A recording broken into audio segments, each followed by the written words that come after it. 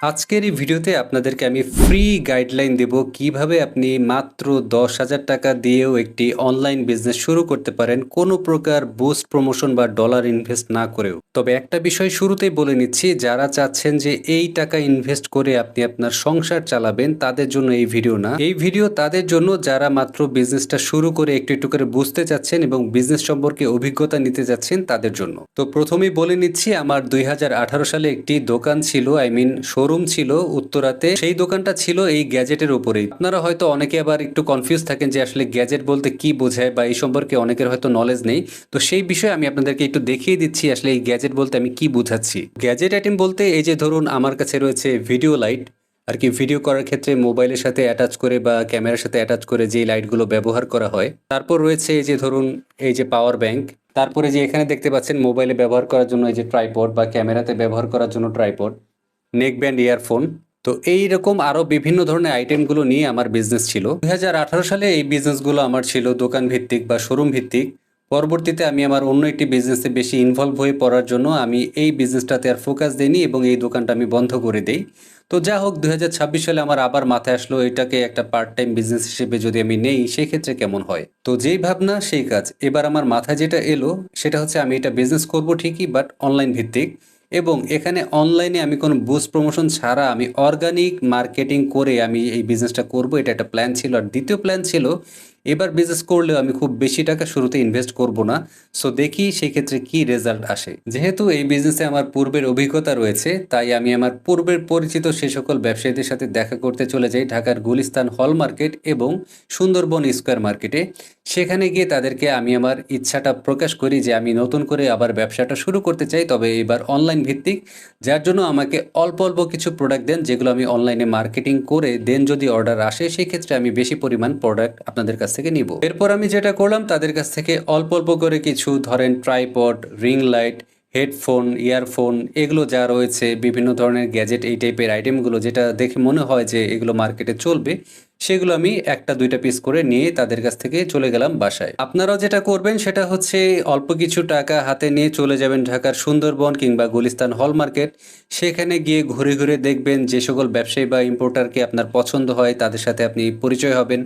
পরিচয় হয়ে আপনি আপনার ইচ্ছার কথা প্রকাশ করবেন, দেন তাদের কাছ থেকে অল্প অল্প করে কিছু প্রোডাক্ট নিয়ে যাবেন। নিয়ে গিয়ে আমি যেটা করেছি সেম ওয়েতে আপনারা টিকটক, ফেসবুক, ইনস্টাগ্রাম এবং ইউটিউবে একই নামে একটি শপ খুলবেন। আমি শপের নাম দিবেন যেই নামে এই 4টি সোশ্যাল অ্যাকাউন্টে আপনার প্রচারণা চলতে থাকবে। তো প্রচারণা বলতে আমি যেটা বোঝাচ্ছি সেটা হচ্ছে মার্কেটিং। তো মার্কেটিং করতে হলে আপনাকে এই ২০২৬ সালে যেটা করতে হবে, কন্টেন্ট বানানো শিখতে হবে।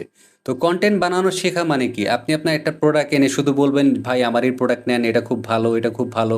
ঠিক এমন করলে আপনার প্রোডাক্ট আসলে সেল হবে না। আপনাকে যেটা করতে হবে, আপনাকে কন্টেন্ট বানাতে হবে। আপনার প্রোডাক্ট আপনি দেখাবেন এই প্রোডাক্টের কি কি কাজ রয়েছে এবং সেটা আপনার কি কি কাজে লাগতে পারে, কাস্টমারদের কি কি কাজে লাগতে পারে সেই বিষয়ে তাদেরকে একটু ধারণা দেওয়ার চেষ্টা করবেন। আর যার জন্য প্রতিটা প্রোডাক্ট নিয়ে আপনার একটু স্টাডি করতে হবে। আমার ক্ষেত্রেও কিন্তু একই ব্যাপার ঘটেছে। আমি কিন্তু শুরুতেই একেবারে ব্যবসা বুঝে গিয়েছিলাম, ব্যাপারটা এমন না। আমি যখন গ্যাজেট ব্যবসা নিয়ে কাজ করা শুরু করলাম সেক্ষেত্রে আমি কিন্তু এই যে ইউটিউব চ্যানেল দেখে দেখে বিভিন্ন গ্যাজেট সম্পর্কে আইডিয়া নেওয়া শুরু করি। আপনারা যেটা করবেন, ইউটিউবে বিভিন্ন রিভিউয়ার যারা রয়েছে, বড় বড় কন্টেন্ট ক্রিয়েটর যারা রয়েছে, তাদের চ্যানেলগুলো ফলো করবেন এবং তাদের চ্যানেলে যে সকল গ্যাজেট নিয়ে ভিডিও দেওয়া হয়, রিভিউ দেওয়া হয়, সেগুলো দেখে দেখে আপনি আপনার জ্ঞানটাকে বাড়াবেন। যাই হোক, এরপর আমি আমার টিকটক অ্যাকাউন্টে আমার অনলাইন শপ নিয়ে আমি আমার কন্টেন্ট বানানো শুরু করি এবং সেম কন্টেন্ট আমি ফেসবুকে আপলোড করি, সেম কন্টেন্ট আমি ইউটিউবে আপলোড করি, সেম কন্টেন্ট আমি ইনস্টাগ্রামে আপলোড করি। তো এইভাবে আপলোড করেই যাই। প্রথমে হয়তো খুব একটা ভিউ আসতো না, কিন্তু সেটা নিয়ে আমি মোটেও ভাবিনি। আপনারাও কখনো ভিউ নিয়ে কখনোই ভাববেন না। শুরুতে আপনি ভিডিও আপলোড করবেন আর সেই ভিডিও দেখেই আপনার প্রোডাক্টের অর্ডার আসবে, এই জিনিসটা কখনোই ভাববেন না। কারো কারো ক্ষেত্রে ব্যাপারটা এক্সেপশনাল হতে পারে যে শুরুতে ভিডিও আপলোড করেছেন, আপনার ভিডিও দেখে কারো পছন্দ হয়েছে, সেই প্রোডাক্টটা কারো লাগবে, সে আপনাকে অর্ডার করেছে। তো এই এক্সেপশনাল যে বিষয়টা সেটা কখনো মাথায় নিয়ে আপনার কাজ করা চলবে না, ব্যবসা করা চলবে না। আপনি যেটা করবেন, আপনি দিনের পর দিন সুন্দর করে কন্টেন্ট কিভাবে বানাতে হয় সেটা আপনি প্র্যাকটিস করবেন। সুন্দর করে কথা বলবেন।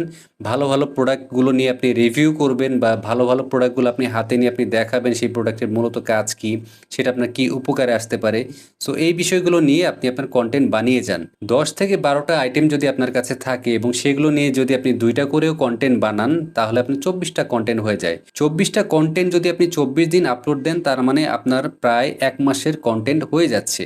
আর আপনি যখন কন্টিনিউ এভাবে ১ থেকে ২ মাস বা ৩ মাস আপনি প্রোডাক্টের ভিডিও বা রিভিউ এগুলো আপলোড করে যাবেন কন্টেন্ট হিসেবে, আপনি দেখবেন আপনার একটা না একটা ভিডিও ভাইরাল বা একটু বেশি ভিউ আসা শুরু করবে এবং সেটার থ্রুতে বাকি যে কন্টেন্টগুলো সেগুলোতেও ভিউ আসা শুরু করবে।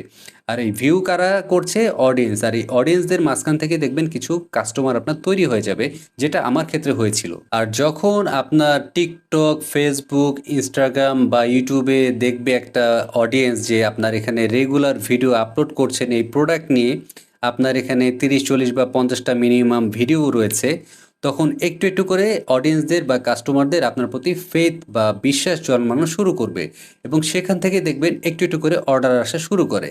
তো আমিও কিন্তু সেমভাবেই কাজ করে যাওয়ার পর থেকে আমার একটু, একটু করে অর্ডার আসা শুরু করে এবং অর্ডার ১ম যে অর্ডারগুলো আসবে, ভাই শুরু থেকেই বলি বিজনেসের ব্যাপারে খুবই, খুবই সৎ থাকবেন। আপনি প্রোডাক্ট যেমনটা দেখাচ্ছেন সেম প্রোডাক্ট যদি পাঠাতে না পারেন, আপনি সেই প্রোডাক্ট কখনোই কাস্টমারকে পাঠাবেন না। আর কাস্টমারকে যখন প্রোডাক্ট পাঠাবেন সুন্দর করে আপনি ডেলিভারির করার ব্যবস্থা করে দিবেন এবং প্রোডাক্টের প্রাইস রেঞ্জ এমন একটা রেঞ্জে রাখবেন যেন কাস্টমার মার্কেটে যদি কোনো দোকানে গিয়ে যাচাইও করে, সে যেন খুশি হয় আপনি তার থেকে প্রোডাক্টের দাম খুব বেশি রাখেননি এই ভেবে। একবার যে কাস্টমার আপনাকে অনলাইনে প্রোডাক্টের অর্ডার করলো এবং সে যদি প্রোডাক্ট হাতে পাওয়ার পর দেখে দাম এবং মান দুটোই ঠিক আছে, দেখবেন সে নিজেই তার বন্ধু-বান্ধব বা সার্কেলকে রিকমেন্ড করবে আপনার কাছ থেকে প্রোডাক্ট নেয়ার জন্য। যেটা আমার ক্ষেত্রেও হয়েছে। আর কিভাবে বুঝবেন আপনার ব্যবসা করে আপনার সামনে আগানো সম্ভব কি সম্ভব না? যদি আপনি দেখেন যে আপনার একজন কাস্টমার একটা প্রোডাক্ট ডেলিভারি পাওয়ার পর সেই কাস্টমার পরবর্তীতে কোনো একটা সময় আপনার কাছ থেকে আরেকটি প্রোডাক্ট নেয়ার জন্য যদি আপনাকে রিপিট নক করে, তাহলেই বুঝবেন যে আপনি তার বিশ্বাস অর্জন করতে পেরেছেন। আর এইভাবে যদি রিপিটেটিভ কাস্টমার আপনি পান, আপনার বিজনেস গ্রো করতে খুব বেশি সময় লাগবে না। আমার অলরেডি কয়েকজন কাস্টমার হয়ে গিয়েছে যারা কোনো প্রোডাক্ট নিলে সবার আগে আমাকে নক করে। বিষয় হচ্ছে আপনি যদি ব্যবসা শুরু করতে চান, সবার আগে যে জিনিসটা আপনার প্রয়োজন সেটা হচ্ছে ইচ্ছাশক্তি। আর আপনি যদি শুধু প্ল্যান করে যান, শুধু ঘরে শুয়ে, শুয়ে আপনি প্ল্যানই করবেন, আপনার কোনোদিন আপনার দ্বারা ব্যবসা হবে না, এটা আপনি লিখে রাখেন।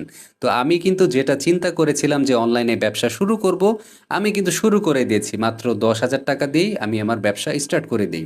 তো আমি যদি এটা ভাবতে থাকতাম দেখা যেত ২০২৬ সাল পেরিয়ে ২০২৭ সাল চলে আসে, তখনও আমি ভেবেই যাচ্ছি। তো এই ভিডিওর মাধ্যমে আমি যেটা চেষ্টা করেছি সেটা হচ্ছে আপনাদেরকে আমার ফর্মুলার কিছু গাইডলাইন দেওয়ার জন্য, যেই গাইডলাইন আপনারা ফলো করে আপনারাও চাইলে আপনাদের ব্যবসাটা শুরু করতে পারেন। তো সামনে আমি আরও কিছু ভিডিও বানানোর চিন্তা ভাবনা করছি আপনাদের জন্য, যেন আপনারা আমার এই সকল ভিডিওগুলো দেখে একটু হলেও বিজনেস সম্পর্কে আইডিয়া পান এবং বিজনেস গাইডলাইন সম্পর্কে আপনাদের কিছুটা ধারণা হয়, যেন সেই সকল টিপস অ্যান্ড ট্রিক্স থেকে আপনাদের কিছু উপকার হয়। এটাই হচ্ছে আমার এই ভিডিওগুলো করার মূল উদ্দেশ্য। তো বিজনেস করবেন বলে যারা ভেবেই যাচ্ছেন তারা ভেবেই যান, আর এইভাবে ভেবে ভেবে ২০২৬ সালটা আপনারা পার করে ২৭ সালে গিয়ে পা দেন। আর যারা বুদ্ধিমান তারা আজ থেকে বিজনেসটা শুরু করে দেন। বেশি না ভেবে বিজনেসটা শুরু করেন, দেখবেন শুরু করলে আপনি অনেক কিছু সেখান থেকেই আপনি জানতে এবং শিখতে পারবেন। আর এইভাবে শিখতে শিখতে আপনার বিজনেসে আপনি অনেক ভালো কিছু করতে পারবেন। তো সবাই ভালো থাকবেন। ধন্যবাদ।